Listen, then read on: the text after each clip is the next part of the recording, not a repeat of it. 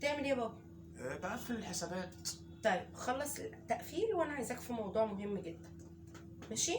ما تحاولش بقى تتاخر عليا يا صاحبي.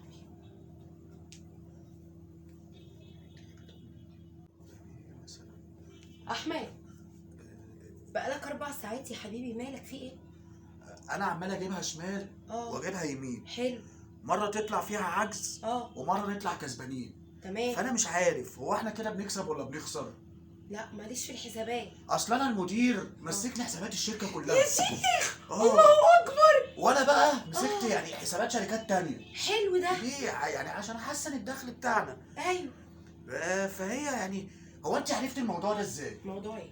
يعني الحسابات مقفله قوي، اه داخله في بعضها من عبيكه. يعني انت بصي تعالي كده. لا احمد، انا في 22,000. حسابات ورياضه انا ماليش فيها. لا يا حبيبي الله يعينك، ده انت شيلتك طلعت تقيله قوي. قاعد لا بحسب. لا يعني الله يعينك. هو احنا بنخسر ولا بنكسب؟ الحمد لله. نسيت التليفون. الحق احذف بقى. حذف.